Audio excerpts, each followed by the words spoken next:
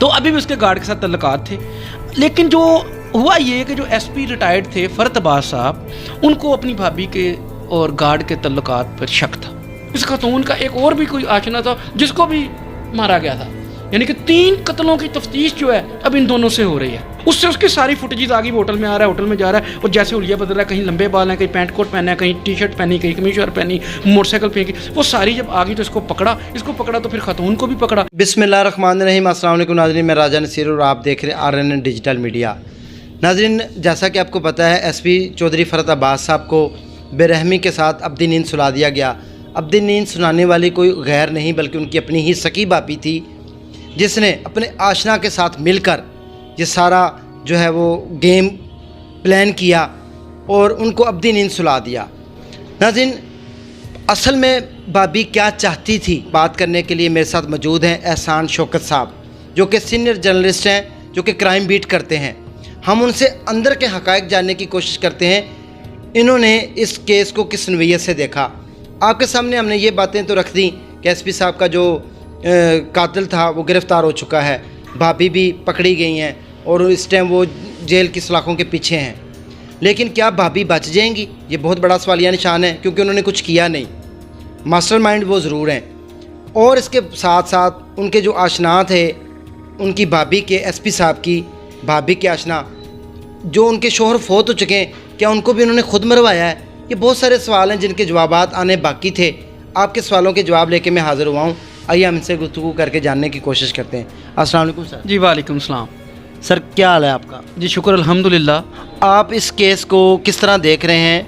देखें जी, आपने जब इंट्रो बोला कि जी उस खातून के क्या मकसद से, तो एक लाइन में बताऊँ, मकसद सिर्फ एक था कि खातून का, कि उसके और जो उसका गार्ड था आरिफ अफरीदी, उसके रास्ते में आने वाली हर रुकावट को गिरा देना।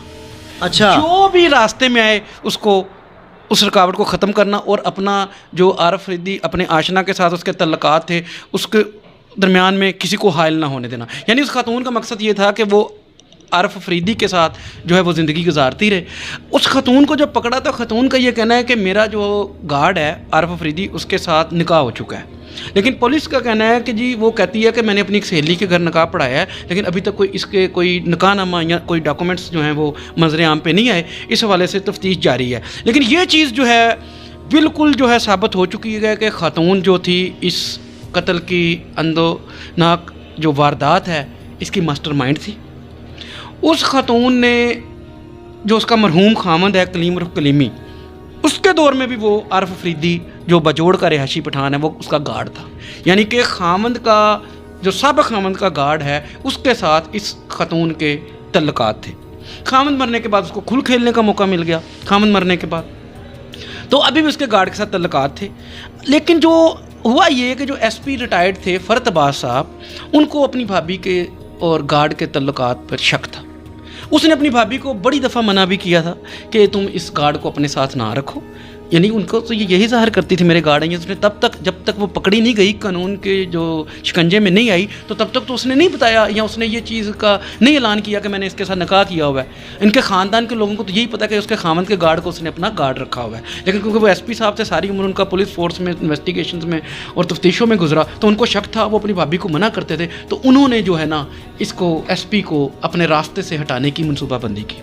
उस मनसूबाबंदी के तहत पहले इसने हुलिया चेंज किया, गार्ड ने अपने कपड़े चेंज किए, बड़ा इसको कहेंगे आप वो डिसेंट सा बन के, कोट शोट पहन के उसने मुल्तान रोड के पीछे जहाँ उनकी रिहाइश थी एसपी साहब के, उनके घर के करीब 2 हफ्ते पहले इसने कोई किराए पे एक होटल में कमरा लिया। वहाँ पे ये रिहाइश पजीर था, वहाँ से ये रैकी करते रहे। वकूबा के रोज़ जब वो पत्तों की, उनका गाँव है एसपी साहब का, वो जाने के लिए निकले, अपनी गाड़ी में सवार हो रहे थे कि ये वहाँ पर मोटरसाइकिल पे आया जो मुलजिम था। इसने मोटरसाइकिल पिछली गली में करके खड़ी करके ये भाग के गया। इसने 3 फायर मारे, तीनों फायर एसपी को लगे। एसपी साहब वहीं पे ढेर हो गए और मौके पे ही जान भक हो गए।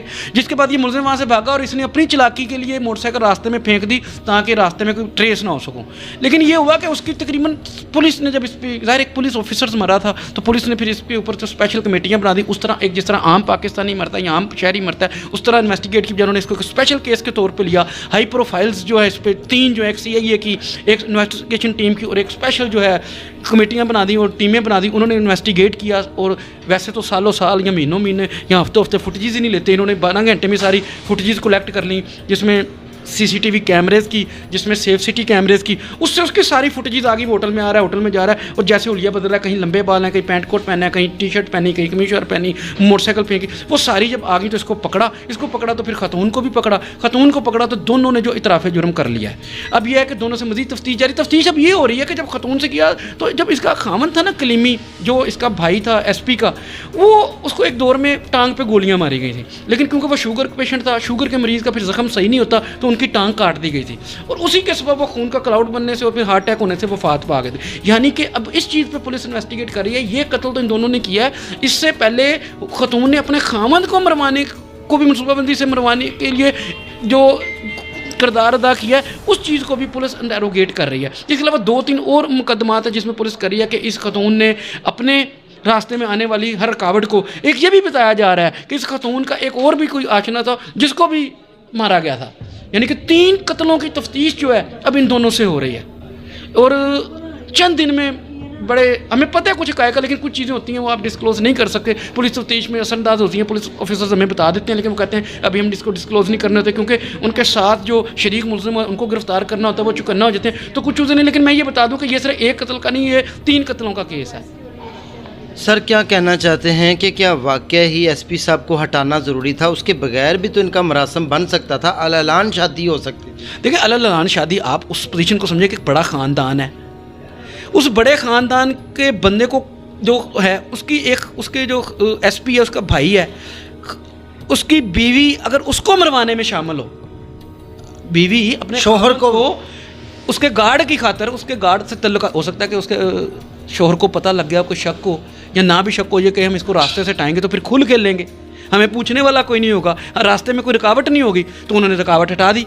उसके बाद अब जेठ जो है वो मामा बन गया हो, वो कहे जी ये क्यों करते हो, तो वो रास्ते में रुकावट आई तो उन्होंने उसको भी हटा दिया। उनसे 2 साल पहले वो रिटायर हुए हैं, बड़े वफादार आदमी थे।